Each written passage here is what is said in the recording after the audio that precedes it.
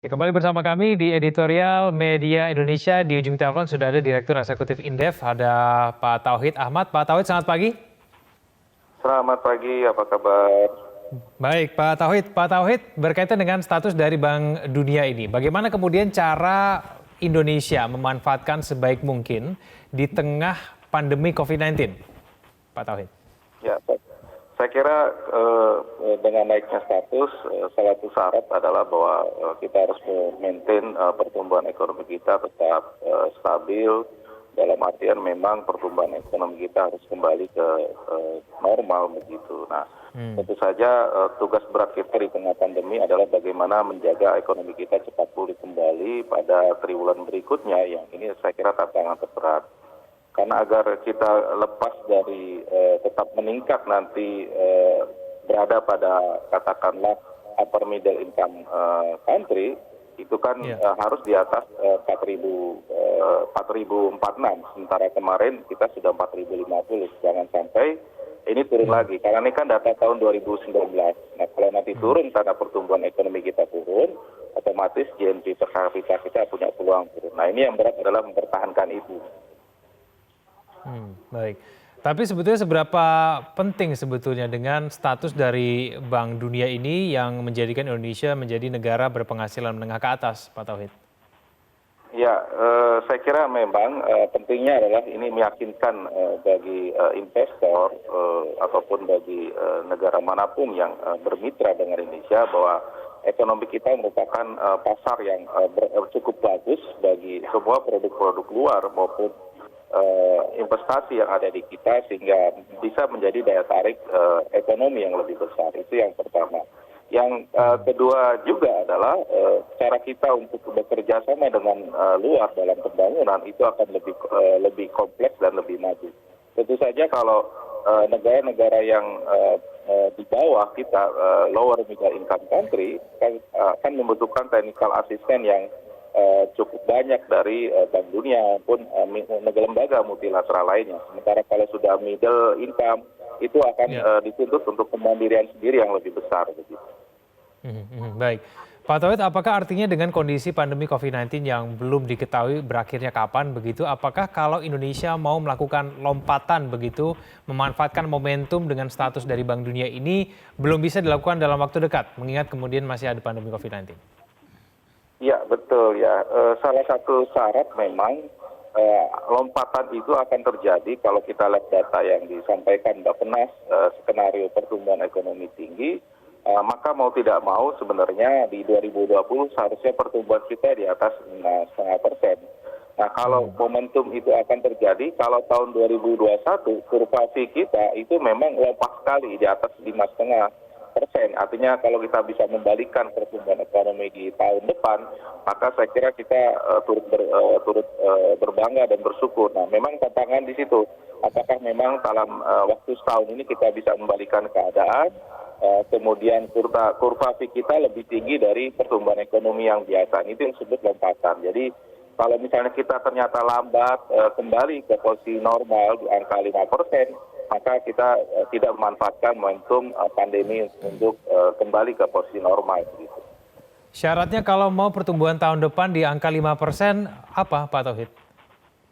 Ya, saya kira memang kalau tahun depan adalah bagaimana pemulihan ekonomi cepat. Ada dua hal. Pertama, bagaimana pandemi ini cepat diakhiri, paling nggak triwulan ketiga itu harus berakhir.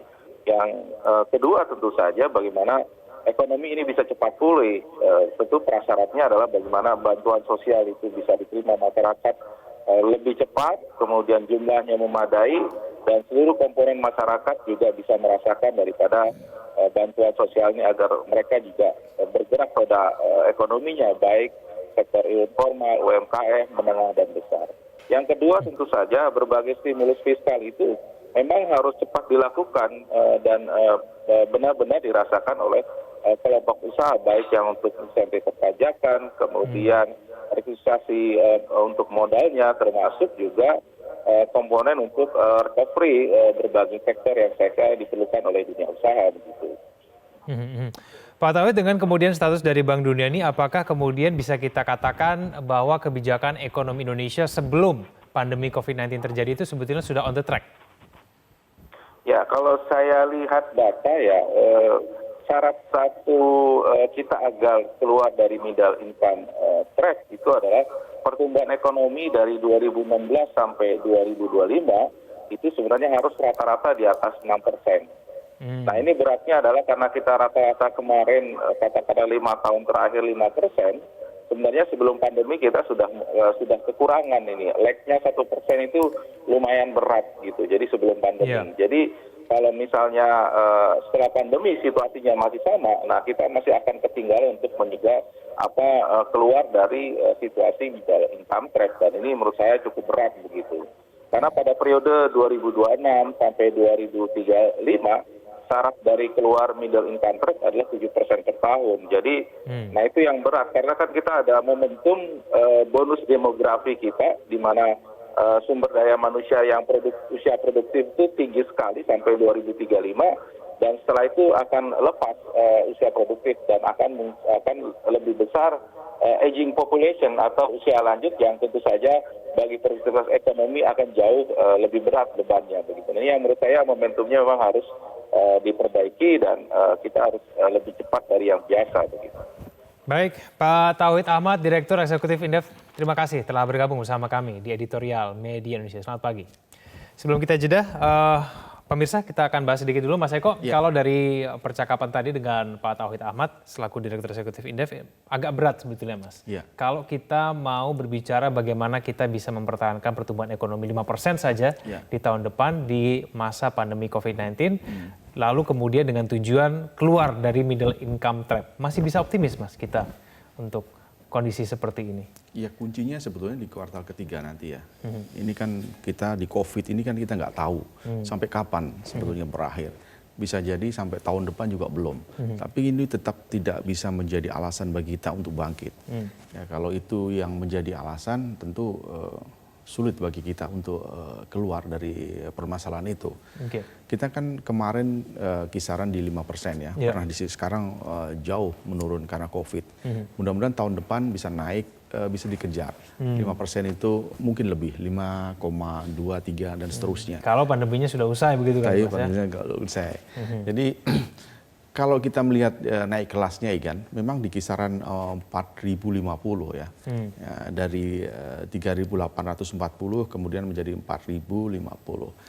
Ini batas minimum Igan. Jadi kalau kita lihat Malaysia itu sudah sampai 11.200. Kemudian Tiongkok 10.000. Thailand itu sekitar 7.000 dan sekian. Indonesia masih 4.050. Sebenarnya jauh, masih jauh. Nah ini untuk mengatasi ketertinggalan itu kan kita harus butuh kerja keras. Apalagi di tahun 2045, Indonesia kan menargetkan 5 besar untuk menjadi ekonomi dunia.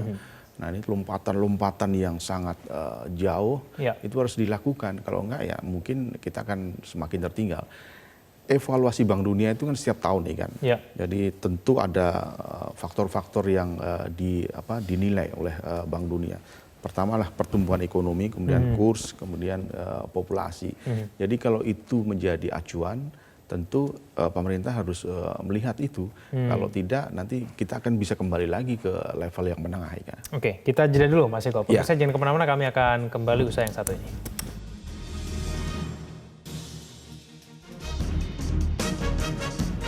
Pemirsa, di segmen ini kita akan langsung menyapa penelpon kita pada pagi hari ini. Yang pertama ada Pak Syahril dari Jakarta. Pak Syahril, selamat pagi. Selamat pagi, Metro. Selamat pagi, Pak Syahril, silakan. Ya, wahai Presidenku, Bapak Jokowi yang dimuliakan Allah. Benarkah Bapak ingin memulihkan kesehatan dan perekonomian Indonesia ini?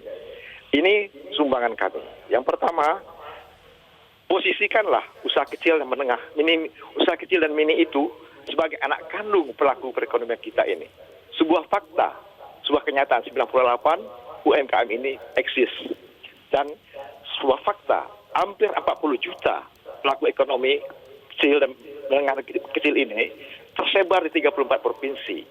Ya, bagaimana caranya? Ya, posisikan mereka sebagai anak kandung pelaku perekonomian ini. Cari tahu apa yang mereka butuhkan dan apa yang mereka inginkan. Hakikatnya mereka membutuhkan, yang mereka butuhkan itu adalah modal usaha. tidak besar, hanya 5 sampai 10 juta. Ya, yang mereka butuhkan itu ranah untuk usaha. Ya, yang mereka butuhkan adalah perlindungan dari pemerintah. Ya. Dan apakah yang mereka inginkan? Hakikat yang mereka inginkan itu adalah pinjaman tanpa jaminan.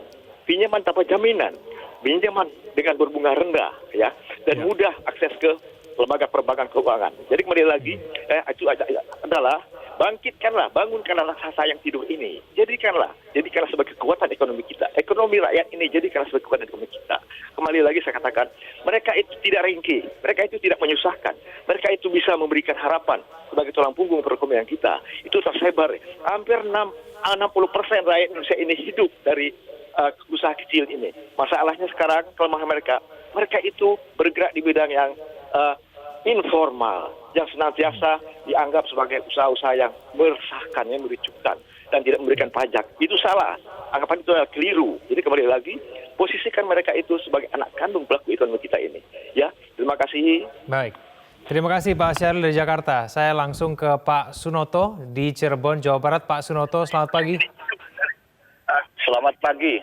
Jadi kalau memang leverage kita segera naik peringkatnya, yang pertama bukan satu-satunya, tapi yang utama adalah Jokowi segera melakukan reshuffle kabinet, di mana kabinetnya harus diisi oleh orang-orang yang profesional dan para entrepreneur, dan jangan lagi kabinet adalah merupakan produk transaksi politik.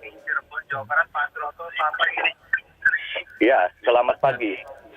Ya, jadi yang kedua adalah berdayakan semua sumber daya yang ada, baik sumber daya alam maupun sumber daya manusia. Dan yang ketiga adalah bikin skala prioritas, yaitu utamakan dan majukan gerakan para UKM. Karena UKM itulah adalah bantalan ekonomi yang paling liat dan kuat. Dan yang pertama, saya ulangi, selamat pagi. Jadi yang pertama adalah lakukan segera reshuffle kabinet, dan benar-benar kabinet diisi adalah orang-orang yang profesional dan para entrepreneur supaya melakukan terobosan-terobosan. Jadi supaya kabinet bekerja bukan as usual, bukan business as usual, tapi betul-betul melakukan terobosan-terobosan sehingga added value by added value bisa dicetak.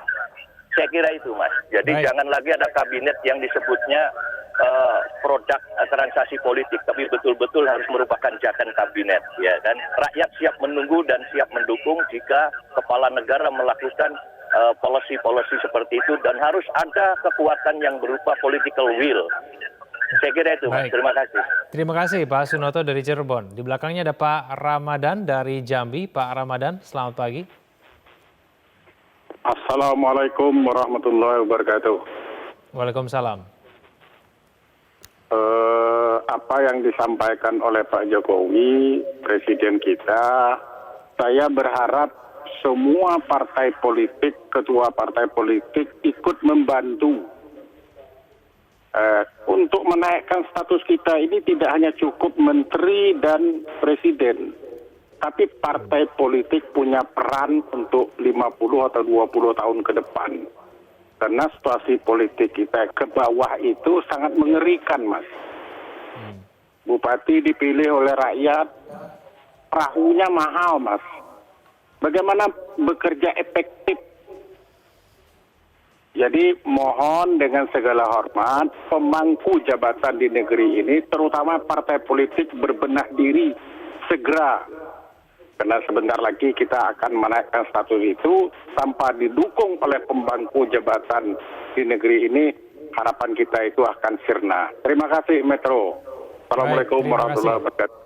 Pak Ramadan dari Jambi, waalaikumsalam. Pak Pemirsa, jangan kemana-mana, kita akan mulai bahas mengenai pendapat dari Anda tadi yang sudah kami tampilkan. Kita akan kembali usai jeda berikut ini.